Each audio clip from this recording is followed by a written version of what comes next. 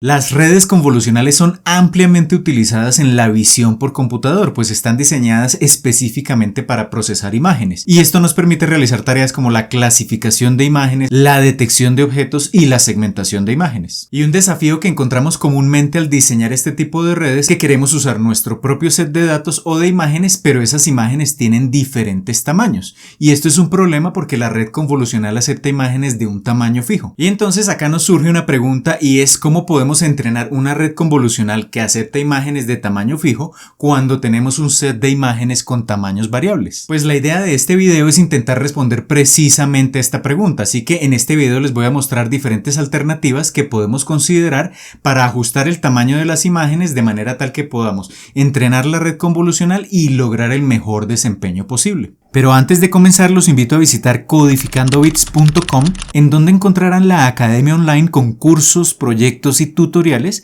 que les ayudarán a construir su carrera en ciencia de datos, machine learning e inteligencia artificial, y todo por una suscripción mensual de tan solo $10.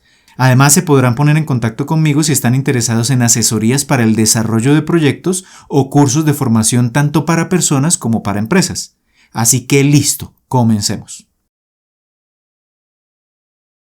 Muy bien, para entender el problema al que usualmente nos enfrentamos cuando tenemos imágenes de tamaño variable, necesitamos recordar algunos elementos básicos del funcionamiento de una red convolucional. Muy bien, en un video anterior que les voy a dejar acá enlazado en la parte de arriba, hablo en detalle de las redes convolucionales. De hecho, tengo acá una serie de videos sobre redes convolucionales, pero la idea básica es que una red convolucional es un tipo de red neuronal que está diseñado específicamente para procesar imágenes. ¿Cuál es la idea? La red convolucional tiene unas ciertas capas. En la capa de entrada presentamos la imagen o las imágenes que queremos procesar, y la salida de la red convolucional puede generar predicciones, por ejemplo, para clasificar la imagen de entrada o para generar una segmentación o para detectar un objeto en esa imagen de entrada. Pero ¿qué ocurre cuando vamos a programar en nuestros computadores esa red convolucional? Que si nos enfocamos, por ejemplo, solo en la capa de entrada, al momento de escribir el código para crear esa red convolucional, por ejemplo, acá tengo un caso del código que se requeriría en la librería Keras para poder crear esa red convolucional, tenemos un parámetro de entrada que es el tamaño de las imágenes. Ese parámetro, el input shape, implica que tenemos que definir el alto y el ancho de esa imagen. Acá el número 3 en este caso se refiere a que vamos a crear una red convolucional que acepta imágenes a color, pero acá lo importante es tener claro que el tamaño de entrada tiene un alto y un ancho específicos que no se pueden modificar posteriormente. Es decir, que todas las imágenes que ingresan a esta red convolucional deben tener el mismo alto y el mismo ancho. ¿Y cuál es el problema al que nos enfrentamos en la práctica cuando estamos construyendo este tipo de modelos? Que muchas veces el set de datos que tenemos, las imágenes, pues tienen diferentes tamaños, tienen diferentes altos y anchos. Perfecto, en este punto ya tenemos claro que una red convolucional es una estructura fija que siempre acepta imágenes del mismo tamaño. Entonces ahora la idea es ver qué alternativas de preprocesamiento podemos implementar sobre las imágenes para garantizar que todas ellas tengan el mismo tamaño. Y en esencia existen tres alternativas de preprocesamiento, que son el cropping o recorte de las imágenes, el padding o rellenado con ceros de esas imágenes, o el redimensionamiento o resizing de esas imágenes. Así que veamos cada una de estas alternativas, así como sus ventajas y desventajas. La primera alternativa de preprocesamiento se conoce como el recorte o el cropping, que consiste en lo siguiente. Supongamos que tenemos acá un set de 5 imágenes. Obviamente en la práctica usamos muchas más imágenes, pero para este ejemplo vamos a suponer que tenemos únicamente 5 imágenes. Las he organizado por tamaños de mayor a menor. La idea del cropping es recortar las imágenes de manera tal que todas tengan el tamaño de la imagen más pequeña, que en este caso sería la imagen del lado derecho. Entonces es quitar los elementos adicionales, quitar porciones de las imágenes para garantizar que todas se ajusten al tamaño de la imagen más pequeña que tengamos en nuestro set de datos. El resultado de esto en este caso sería algo como lo que vemos en esta parte, donde para las primeras 4 imágenes hemos recortado los bordes y hemos mantenido únicamente la porción central. Pero el inconveniente de esta alternativa es que, como lo vemos en las 4 primeras imágenes, se pierde gran cantidad de información de esas imágenes cuando hacemos el recorte. La segunda alternativa es el rellenado con ceros o el padding, que consiste en, si volvemos nuevamente acá a nuestras imágenes, tratar de ajustar los tamaños de las imágenes al tamaño de la imagen con mayores dimensiones, que será la imagen de la parte superior. la más grande de todas. Entonces, ¿cómo procesamos las imágenes más pequeñas para que tengan ese tamaño de la imagen más grande? Pues simplemente en los bordes les agregamos ceros y tendríamos un resultado similar a este. La imagen más grande de todas, que está en la parte superior izquierda, sigue teniendo el mismo tamaño, pero vemos por ejemplo que todas las demás imágenes ahora tienen el mismo tamaño, pero han sido el resultado de tomar las imágenes originales y agregarles ceros, que son todos los píxeles de color negro, en los bordes, en la parte de arriba y abajo y a los lados. Con esto no perdemos información, pero estamos agregando información que no es relevante, porque toda esa cantidad de ceros que añadimos a una imagen, por ejemplo en la imagen inferior derecha, la más pequeña de todas, pues estamos agregando una gran cantidad de ceros y la información relevante solo está en una pequeña porción de esa imagen. Entonces, la desventaja del padding es precisamente que estamos agregando información irrelevante a esas imágenes. Y la tercera alternativa, que es la que yo recomiendo, es el redimensionamiento o el reshaping. ¿Cuál es la idea? Tenemos nuestro set de imágenes, la idea es encontrar como un tamaño intermedio. Es decir, no tomar ni la imagen más grande ni la más pequeña, sino como un punto intermedio, un valor promedio de alto y ancho, y redimensionar todas las imágenes a ese tamaño intermedio. Algo como lo que tenemos acá. Entonces todas las imágenes tienen el mismo tamaño, no estamos agregándole ceros excesivos a esa imagen, no estamos quitándole porciones relevantes a esa imagen, pero puede ocurrir el caso en el cual estemos distorsionando ligeramente la imagen. Por ejemplo, en la imagen 1 y en la imagen 4 vemos que las proporciones no se mantienen con respecto a las imágenes originales. Entonces esta podría ser una desventaja del redimensionamiento. Muy bien, como lo acabamos de ver, la técnica que recomiendo usualmente es el redimensionamiento de las imágenes, pero entonces acá nos surge una pregunta y es ¿cómo determinamos el ancho y el alto que deben tener todas estas imágenes para luego con ellas entrenar la red convolucional? Y la respuesta inicialmente es que no podemos saber esto con antelación, es decir, no existe una regla fórmula matemática como todo en el Deep Learning que nos permita con antelación, es decir, antes de construir la red convolucional, el tamaño más adecuado que podrán tener esas imágenes para lograr posteriormente el mejor desempeño. Y no podremos saberlo con antelación porque cada set de imágenes y cada problema que resolvamos tiene sus particularidades y por tanto no existe una regla general que podamos aplicar a todas las situaciones. Así que la alternativa que tenemos que usar en este caso es considerar que el ancho y el alto que queremos encontrar para esas imágenes son un par de hiperparámetros de nuestro modelo y la idea es entonces encontrar ese conjunto de ancho y alto, ese tamaño ideal de las imágenes que nos permitirán luego tener una red convolucional con el mejor desempeño posible. Y para esto es clave entender el concepto de hiperparámetro, del cual ya hablé en un video anterior, pero la idea básica es que el hiperparámetro de un modelo es una cantidad numérica que nosotros tenemos que elegir, pero que dependiendo del valor que le demos a esa cantidad numérica, a ese hiperparámetro, terminaremos impactando el desempeño del modelo. Es decir, con ciertos valores del hiperparámetro, el modelo tendrá un buen desempeño, pero con otros valores va a tener un desempeño no tan bueno. Por ejemplo, en el caso de una red convolucional, el número de capas que tenga esa red convolucional, el número de filtros o incluso el tamaño de esos filtros que tenga cada una de las capas es precisamente un hiperparámetro de la red convolucional. Y dependiendo de cómo ajustemos estos valores, tendremos mejores o peores desempeños. Y cuando hablo del desempeño me estoy refiriendo a qué tan buenas predicciones genera el modelo, y esto depende de las aplicaciones que queramos darle a ese modelo. Por ejemplo, si estamos clasificando imágenes, ese desempeño puede ser la exactitud, es decir, qué tan bien está clasificando la totalidad de las imágenes que tenemos. O si estamos segmentando imágenes,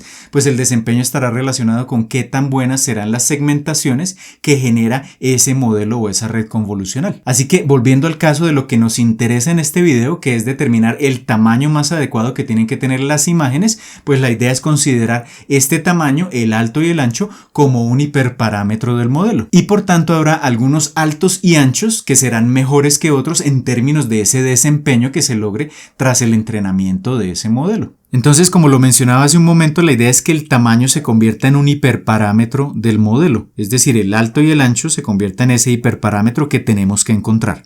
Así que lo que podemos hacer es redimensionar nuestras imágenes a diferentes combinaciones de alto y ancho. Acá tenemos n posibles combinaciones, ancho 1, alto 1, ancho 2, alto 2, hasta ancho n, alto n. Podríamos usar entre 3 y 4 combinaciones de tamaños y luego por cada una de esas combinaciones de tamaños entrenar un modelo. Entonces entrenamos una primera red convolucional y después de eso obtenemos el desempeño. Suponiendo que estamos haciendo un clasificador, ese desempeño podría ser la exactitud y supongamos que para esta primera combinación de alto y ancho, esa primera red convolucional nos arroja una exactitud del 87% en promedio.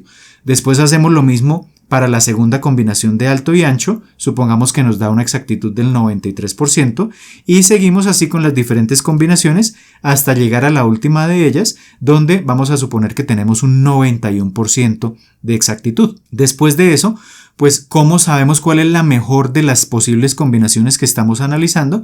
Pues simplemente aquella que nos arrojó la mayor exactitud o el mejor desempeño, que en este caso es la segunda red convolucional, es decir, la segunda combinación de hiperparámetros de ancho y alto, que en este caso particular nos arrojó un 93%.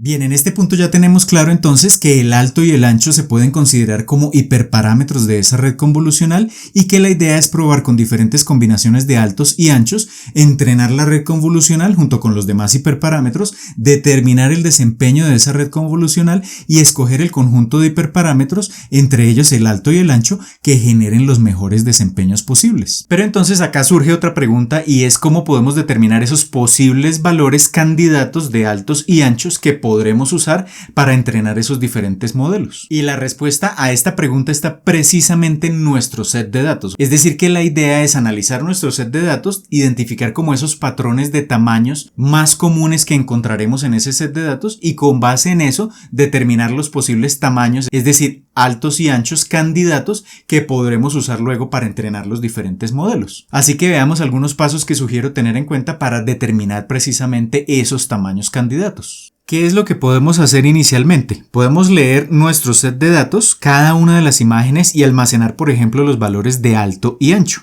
Y con base en esos valores de alto y ancho de cada una de las imágenes podemos construir, por ejemplo, un histograma que nos muestre cómo está distribuida la relación entre el alto y el ancho. Es decir, tomar el alto de cada imagen, dividirlo entre el ancho de cada imagen y eso nos va a dar unos valores que pueden estar entre 0 y un poco más de 1.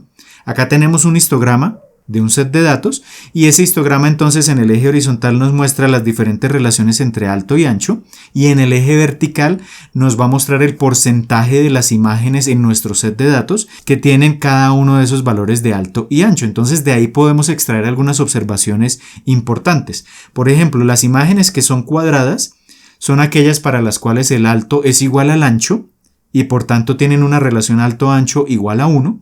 Lo que está a la izquierda de ese umbral, es decir, las imágenes que tienen relaciones alto-ancho menores que 1, son imágenes que son más anchas que altas. En este caso tenemos muy pocas. Y del lado derecho vamos a tener imágenes que son más altas que anchas, es decir, con relaciones de alto sobre ancho mayores que 1. Y con base en esto, ¿qué podemos decir? Pues podemos encontrar las porciones del histograma donde tenemos la mayor parte de las imágenes. Por ejemplo, en este caso podríamos decir que más del 70% de las imágenes de este set de datos tienen proporciones entre 1 y 1.2, es decir, son imágenes o cuadradas o son imágenes un poco más altas que anchas. Y ahí tenemos una información importante que nos va a permitir determinar luego cuáles son los posibles tamaños que podríamos usar. Y otro análisis que podemos hacer es el del producto del alto por el ancho, es decir, el número total de píxeles de la imagen. Entonces, si tomamos nuestro set de datos y multiplicamos esos valores individuales de alto por el ancho, tenemos otro histograma con esta distribución y de ahí podemos sacar información relevante. Por ejemplo, podemos encontrar que más del 70% de las imágenes de nuestro set de datos tiene aproximadamente, en este caso particular, 125.000 píxeles, que eso es aproximadamente hablando de imágenes de 350 por 350 píxeles. Entonces acá ya esto nos arroja un detalle importante del tamaño promedio que pueden tener nuestras imágenes. Así que si combinamos el resultado de este histograma con el análisis de la relación entre alto y ancho, podríamos ya definir unas posibles combinaciones. Entonces podríamos decir, por ejemplo, que una primera combinación podría ser imágenes de 350 por 350, pero como lo vimos en el primer histograma, había relaciones de tamaños de alto sobre ancho mayores que 1, es decir, podíamos tener también imágenes no cuadradas como en este caso, sino rectangulares, y por ejemplo podríamos probar con un tamaño de imagen rectangular un poco mayor en número de píxeles a 350 por 350, es decir 450 por 350, y una tercera alternativa podría ser un tamaño de imagen rectangular pero un poco inferior, por ejemplo de 300 por 250, y ya con esto tenemos por ejemplo 3 posibles combinaciones con las cuales podremos entrenar diferentes modelos para determinar cuál de estos hiperparámetros resulta más adecuado en términos de las predicciones que queremos generar con esa red convolucional. Muy bien, acabamos de entender cómo abordar el problema de determinar el tamaño que deben tener todas las imágenes dentro de nuestro set de datos cuando queremos entrenar una red convolucional. Y la idea básica es analizar diferentes combinaciones de altos y anchos, considerar cada una de esas combinaciones como un hiperparámetro del modelo, entrenar diferentes modelos con esas diferentes combinaciones y al final escoger aquella combinación que nos arroje el modelo que genera las mejores predicciones. Y lo que sugiero para determinar esos posibles tamaños candidatos es analizar en detalle nuestro set de datos, es decir, por ejemplo, analizar las diferentes proporciones que aparecen en nuestro set de datos, la relación entre el alto y el ancho, o el tamaño en píxeles de la imagen, el producto del alto por el ancho, y encontrar como los valores más comunes. A partir de esos valores definir, por ejemplo, 3 o 4 posibles combinaciones, y con base en esas combinaciones, pues entrenar los diferentes modelos para determinar la más adecuada en términos de las predicciones. Y también es importante tener en cuenta que debemos evitar usar imágenes con tamaños, es decir, altos o anchos demasiado grandes, generalmente superiores a los 500 píxeles, porque entre más grandes sean las imágenes que usemos para entrenar nuestros modelos, más prolongado va a ser el tiempo de entrenamiento y esto no necesariamente garantizará un mejor desempeño. Además, si queremos usar, por ejemplo, modelos preentrenados para analizar nuestras imágenes, pues generalmente esos modelos preentrenados usan tamaños de entrada que son inferiores a los 500 píxeles. Si tienen alguna duda sobre lo que acabamos de ver en este video, no olviden dejarla abajo en los comentarios, y si quieren que veamos estos conceptos de forma práctica más adelante en un próximo video, pues me pueden dejar también abajo sus comentarios. Y desde luego, si les gustó el video y les gusta el contenido que vengo publicando acá en el canal, los invito a darle un pulgar hacia arriba de me gusta y a compartir este tipo de videos con todos sus amigos y conocidos, pues esto me va a ayudar un montón a seguir llevando este contenido cada vez a más y más personas. Y si aún no lo han hecho, los invito a suscribirse al canal y activar la campanita para que YouTube les notifique cada vez que publique un nuevo video. Por ahora esto es todo, les envío un saludo y nos vemos en el próximo video.